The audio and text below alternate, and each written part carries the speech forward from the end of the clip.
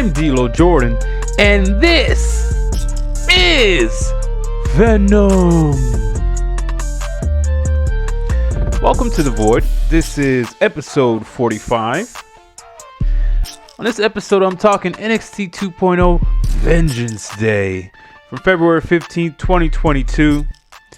And the main thing, I think, the big takeaway for me is I feel like NXT 2.0 is massively underrated.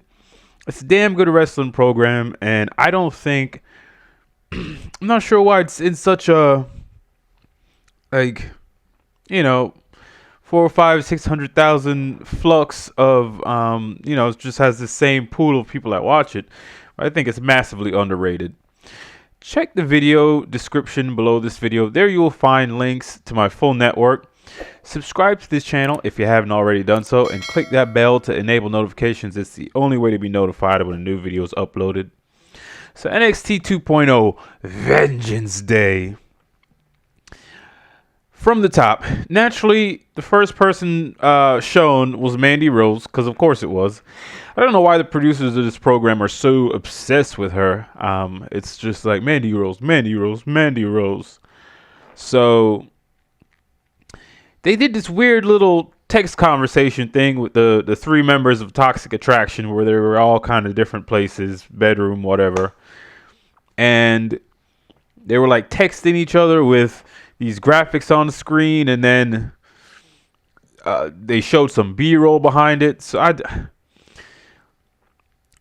instead of just doing your typical welcome to a special event intro package or whatever, like they kind of do for pay-per-views, they tried this, and it was a bit strange and confusing.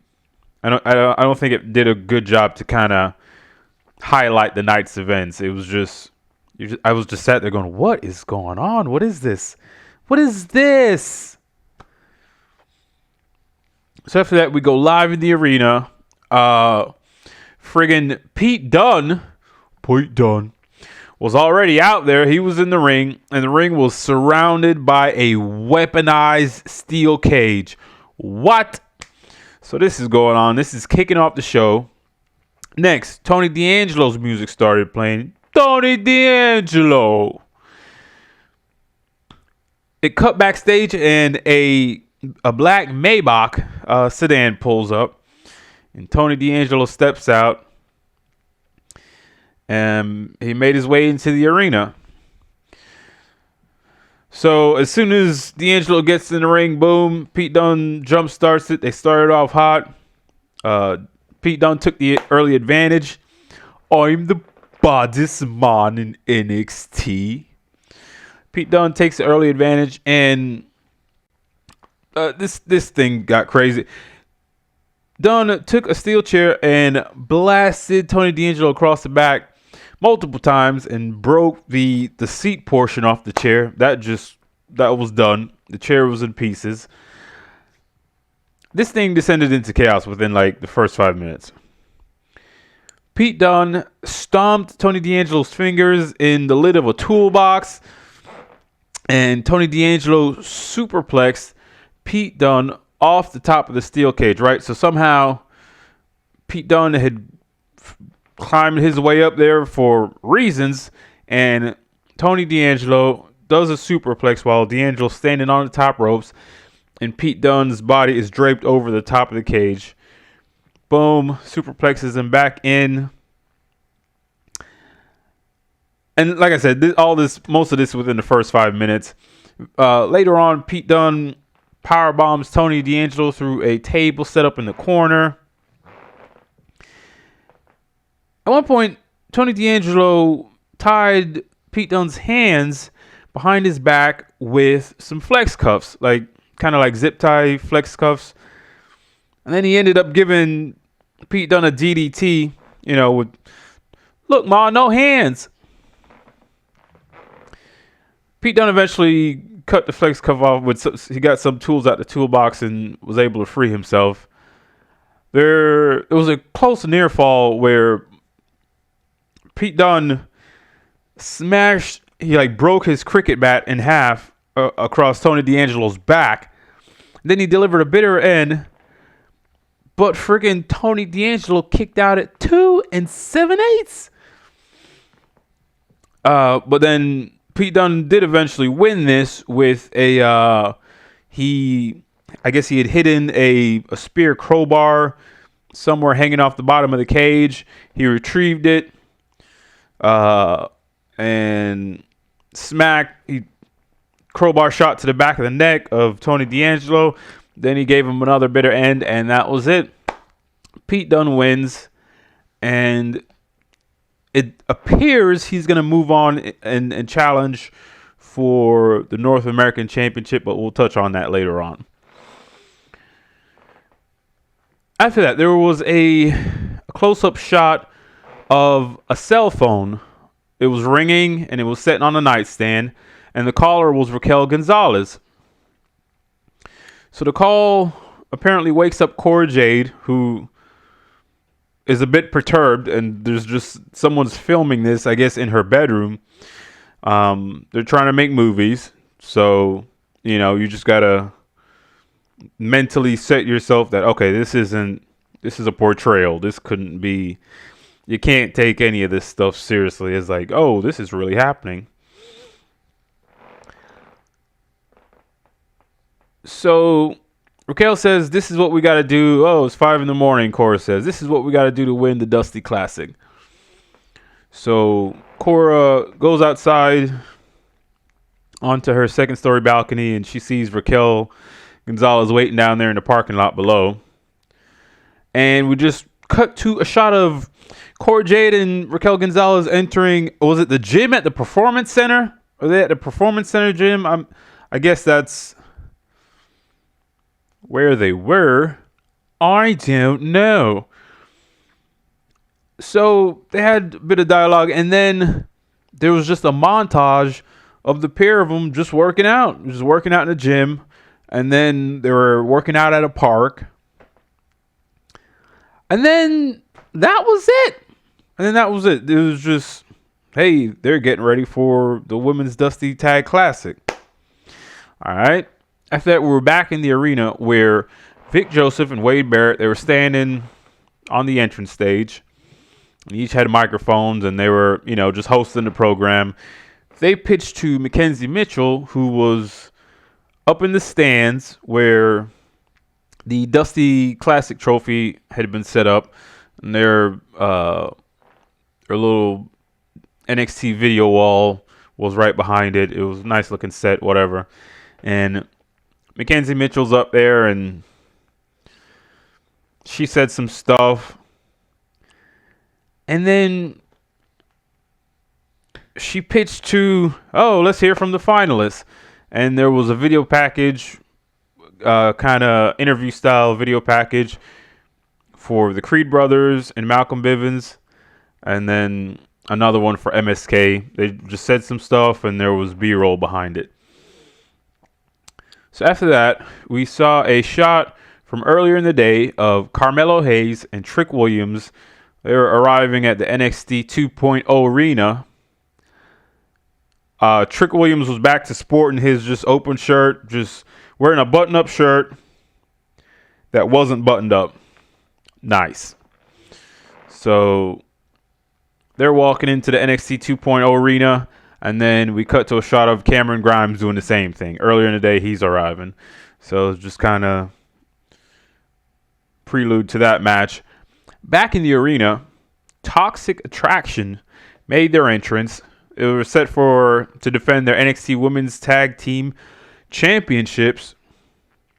And Indy Hartwell and Persia Pirotta were out second, which I thought was weird. Usually the champions come out last.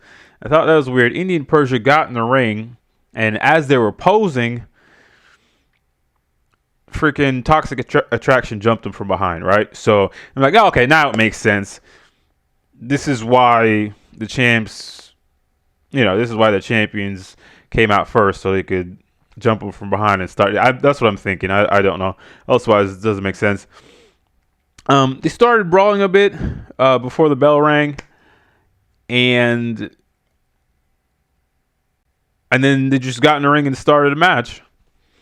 So I'm not. They just brawled around a bit, didn't really accomplish anything because as soon as they got back in the ring and started the match, Persia Pirotta and Indy took control. So it's like that whole jumping him from behind didn't really accomplish it. Didn't get him any major advantage. So that's kind of weird. Whatever.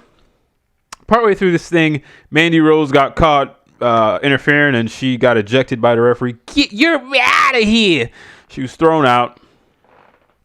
But yeah, Toxic Attraction, they just still managed to win with their wrestling ability. And that's it. Gigi Dolan and JC Jane are still the NXT Women's Tag Champions. And all is right in the world of Toxic Attraction, I guess. So after that, we're showing Amari Miller and Wendy Chu. They're just showing walking backstage together, having a chat. Wendy Chu asked Amari Miller if she had a partner yet for the Dusty Tag Classic. And Amari Miller said, "Oh, Wendy, I wish you'd have asked me earlier. I do have a partner, unfortunately." And boom, Amari Miller's off. And Wendy Chu's all, making a snobby expression after Amari Miller walks out. Then Wendy Chu happened upon Dakota Kai. Dakota Kai. Remember her? Wendy Chu asked Dakota Kai if they could team up for the Dusty Tag Classic, and Dakota Kai was she just kept talking to nobody and acting all schizophrenic. And then Wendy Chu walked up and said, "Oh, well, let me know when you get done talking to whoever." And Wendy Chu walks off. I mentioned last week I thought these two were going to end up teaming together and being the narcoleptic and the schizophrenic friggin' duo. We'll see what happens. There wasn't an official, let's team up, so maybe this will be revealed next week. After that, we saw Grayson Waller and Sanga, He of Thunder. They were in the parking lot. Looks like they just gotten out of a vehicle. There were police sirens flashing in off screen somewhere. Like you could see the flashing of the sirens. Then Grayson Waller greeted some officers, and he led them inside to the NXT 2.0 arena to apparently go arrest LA Knight. LA Knight, yeah. So they cut to a break. When the program came back, representatives from the law offices of Brooks and or Jensen were having a chat in a bar. And whatever. They said some shit. One guy finds out he's been friend zoned because he took one of the Caseys, took him on a date. And after the date, she said, "Oh, you're like a little brother to me or something." So he's been friend zoned. And then that was it. These guys are not good television personalities. Brookside and Jensen or whatever.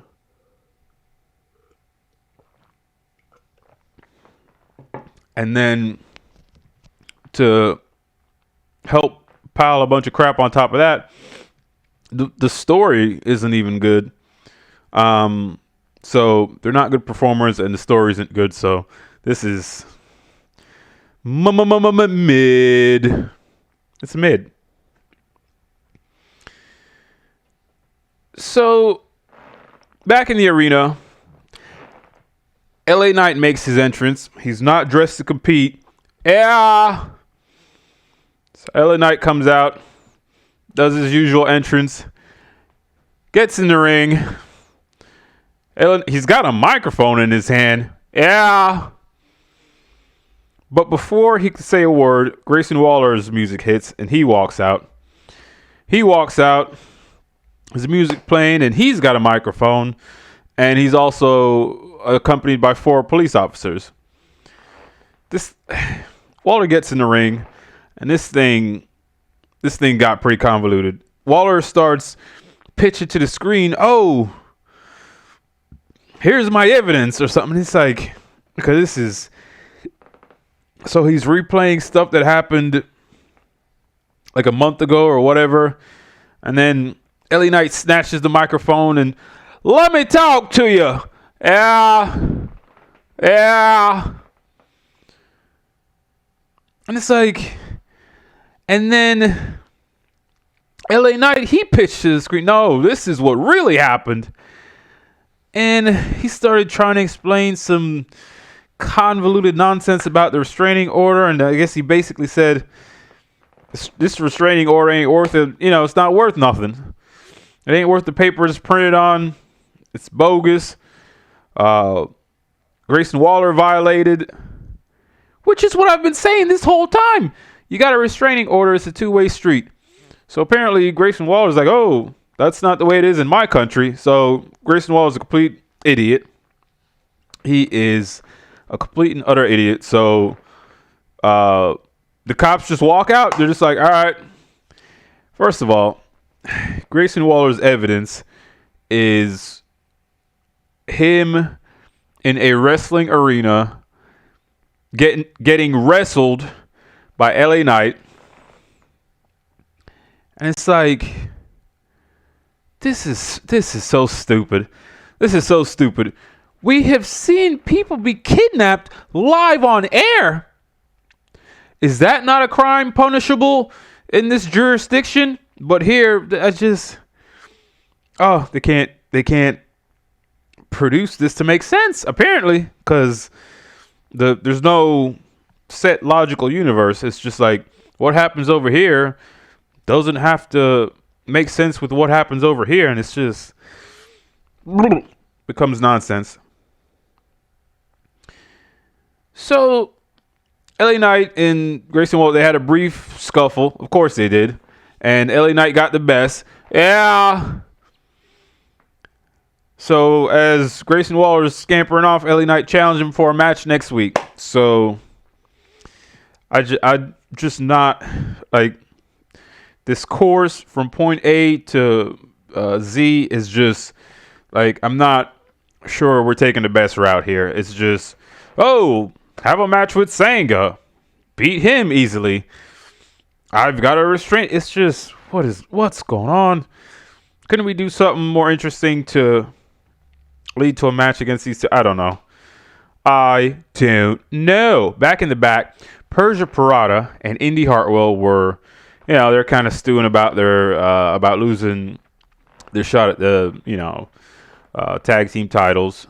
Suddenly, Dexter Lumis walked in, and Indy fawned over him, and they left together. So Persia Pirotta is just standing there and shot. Then Duke Hudson walks in. I don't think he said a word. He just walked in, held out his arm, and him and Persia Pirotta walked out together. So I don't know. Don't know what's going on here. Was there some development I missed between these two? All of a sudden now Duke Hudson fancies Persia Pirotta. We knew. So I don't know. They're all just trying to have sex in this promotion. NXT is all about the boobs. It's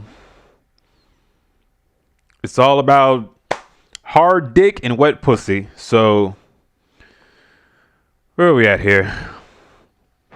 After that, we were showing Cameron Grimes and Carmelo Hayes, in separate shots, getting ready for their upcoming match for the NXT North American Championship, the unified North American Championship. We go to a break. When we come back, Tommaso Ciampa is just somewhere. It looked like maybe a locker room setting. He's talking directly to the camera, and he's just spitting, just like gruffly spitting a bunch of words direct to the camera. And it's like, I'm not. Ciampa mentioned Dolph Ziggler, and he mentioned the NXT title and the match tonight between Escobar and old 2K's Braun Breaker. And yeah, he just spit out a bunch of words and then walked off. So he still got his eyes on the NXT Heavyweight Championship, and apparently Dolph Ziggler is still hanging around, muttering about.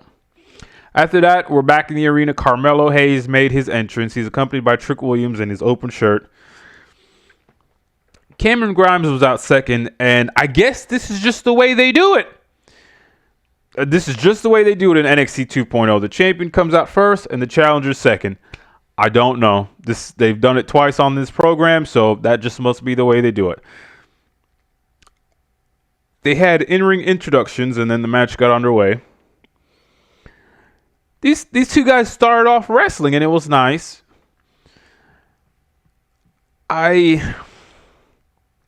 So in this thing, I discovered Carmelo Hayes' biggest in-ring flaw. Right now, there's a lack of selling, right? Which means he'll get hit. Like when he gets hit by something, it doesn't do a very good job of conveying the pain to a viewer, right? At one point, Grimes chopped him and then kicked him in virtually the same spot. And Carmelo's facial expression didn't change, nor did he clutch his like a guy hits you, you sell it. He just doesn't sell very well, and it's not that he doesn't sell well. He just doesn't sell much. He doesn't react to these things that are happening to his body. So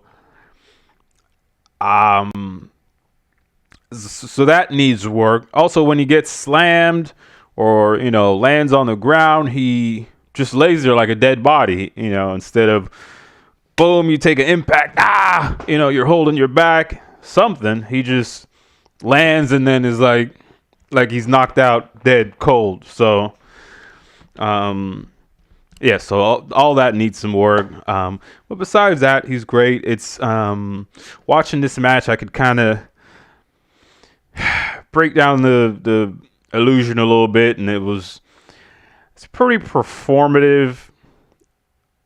And I'm not sure if it was just this combination of people, because I don't remember thinking of Carmelo Hayes' past matches as being just so performative, and it just looked like they were doing not the whole time, but the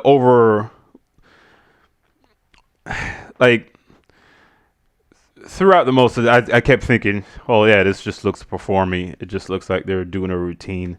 So he needs to, and I think it's more on Carmelo Hayes than Cameron Grimes, but he needs to get more in the moment and, instead of just be trying to do the next spot, just kind of, I guess, feel the action a little bit more. It's hard to kind of describe this, but Trick Williams, however, is amazing. He's so animated on the outside. He's great. He's great. He doesn't distract or divert attention from the guys wrestling in the ring, but every time the camera catches a glimpse of him, he's turned all the way on. He's into what's going on in the ring, and if you catch a glimpse of him, it makes you want to see what's going on in the ring that's causing him to behave like that. So just a total package hype, man. I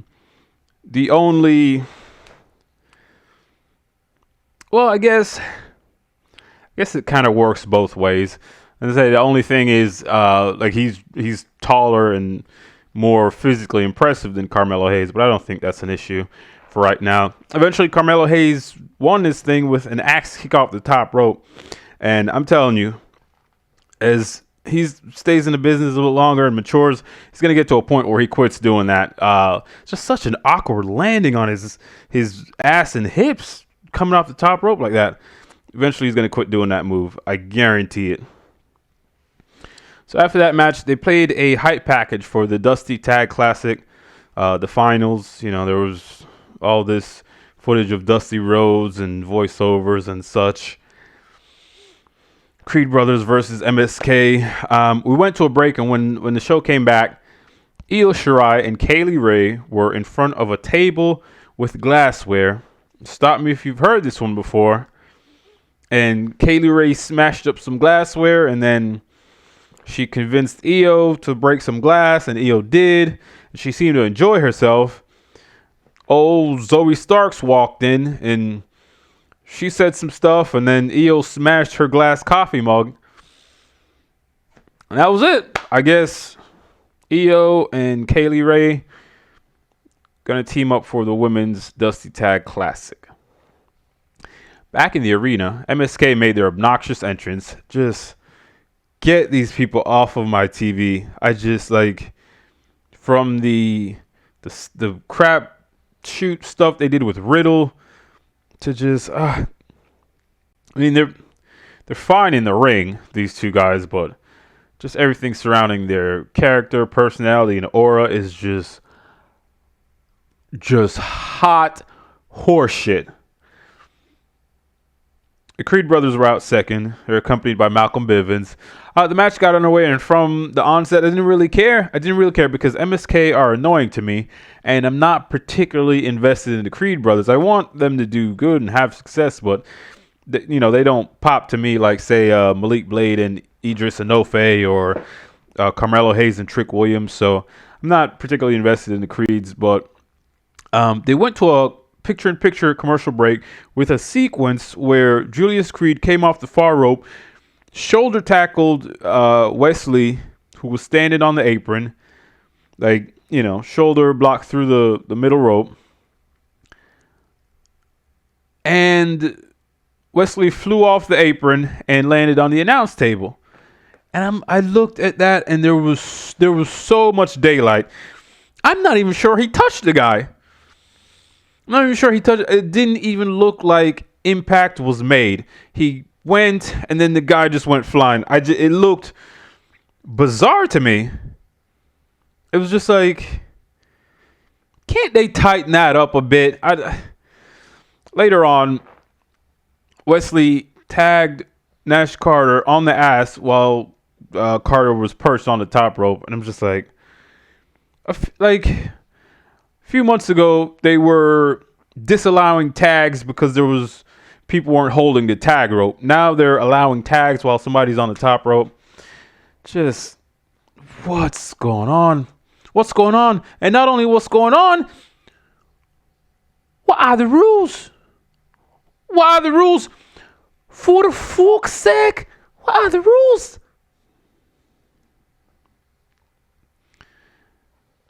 So eventually the Creed brothers won, and this all just seemed like a formality. It was like, we got to do the Dusty Cup this year, and they were just like, we'll just do whatever. And so this is what happened, and it was whatever.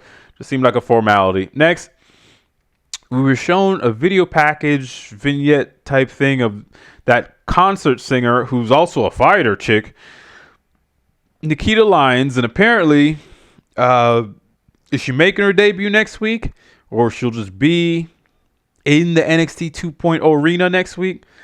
Either way, she says she'll be there. So, okay, lady. The camera cuts back to the arena, and Imperium were in the middle of the ring. Marcel Marsona, Fabian Forte, and Gunther. The ring announcer said, "Oh, here's Imperium," and she announced Gunther. And Gunther grabs the mic and says, "That ain't how you say it. It's Gunther." So the people started chanting Walter, naturally.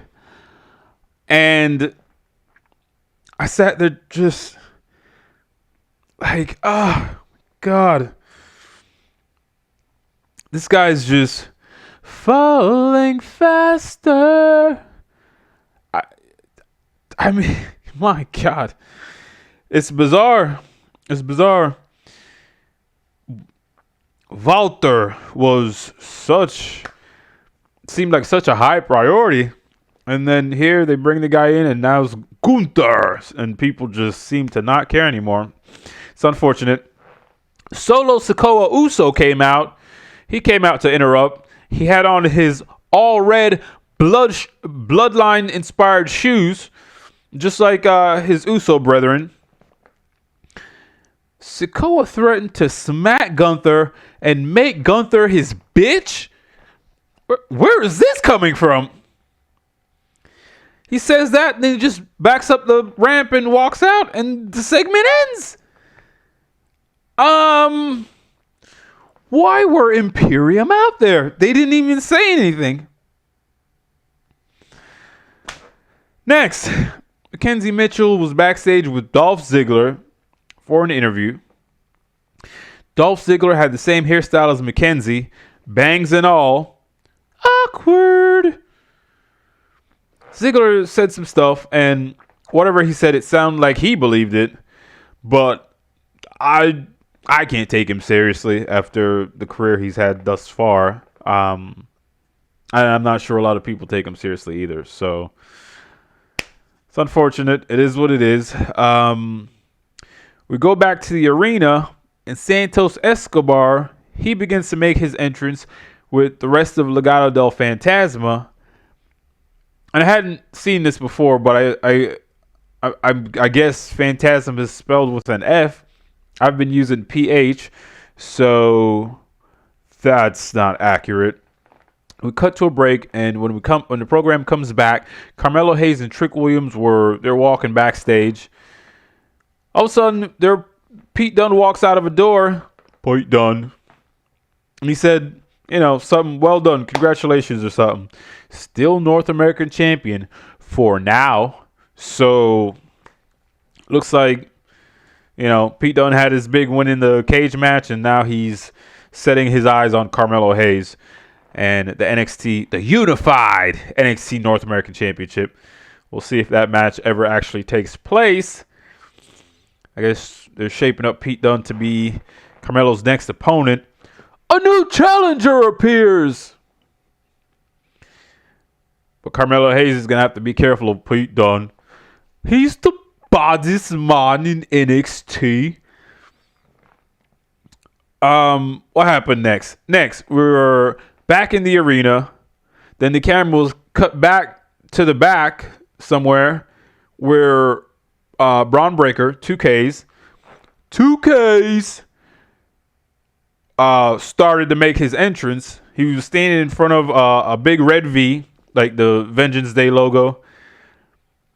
And he activated a flare and dropped it, and it set the V on fire. And there's fire on the ground. Okay, he set fire to the V, and then he just walked off and started making his way into the arena. They're trying stuff. That wasn't, like, to me, it wasn't like visually, whoa, cool thing, but it was something different than him just walking out normally, which I don't think that was particularly that wow enough that they even had to do it, in my opinion. But sets fire to the V, walks out. Breaker gets to the ring, and that's when I'm like, okay, so now the champion walks out last. I don't know what the rules are. What are the rules? I don't know. The first two title matches, the champions walked out first, then the challenger. The main, I don't know. Don't know. They had in-ring intros, of course they did. Spotlights and all, very well done, the way it should be. 2K seems like all right. He seems like he's improving more and more. Like every time he's in the ring on TV, he seems a little bit more crisp. Which is crazy because he's already so just genetically pre-programmed, just wired to do this, to do what he's doing, to do professional wrestling, to deliver interviews. He's just a natural. So match gets underway. This match, it was the formulaic, unstoppable powerhouse champion that has to overcome not only his opponent, but all the minions at ringside. But it was fine, though. It's fine, though. Everybody played their part well. The crowd were massively into both men. Santos Escobar, they cheered him regularly throughout the match. So he wasn't, a limp fifth wheel or anything in this. I kind of feel like 2Ks needs a bit more of a push on TV. right? He needs to be in, at least 2-3 segments on a show and kind of have that obsessive focus like they do for Mandy Rose. Can you imagine that? I'm proposing that NXT treat their men's champion a bit more like they treat their women's champion. Can you imagine that? Bizarre. Partway through this match, Dolph Ziggler ran in out of nowhere and he gave 2K's a super kick, then scurried out and Santos pinned him for a close near fall. 2K's kicks out at 2 15/16. Eventually, 2K's Escobar has him up for a phantom driver. 2K's foiled it and nailed Escobar with a line drive spear. It looked like it cut Escobar in half. By God, he's been broken in half. And then 2K's followed up with his military press into a power slam for the win. A very good match. Although relatively formulaic, I don't think I didn't think the outcome was in doubt. Anyway, it's another successful title defense for old 2K's. Another match under his belt. He looked impressive and he showed continued improvement. Props also to Santos Escobar, who, didn't walk into this as a no chance in hell challenger. I think he did well to not only have a great showing for himself, but he did a good job to help 2K's along in his development, which, I guess is the point of this whole thing. So, all in all, a very decent show, a very decent wrestling show.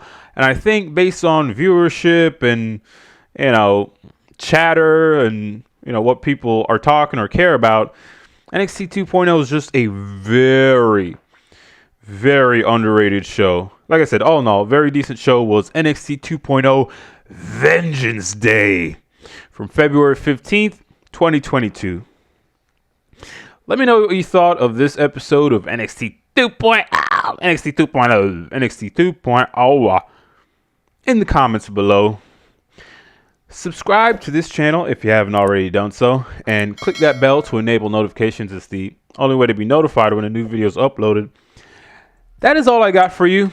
So until next time, I'm G-Lo Jordan, and this right here, this is VENUM.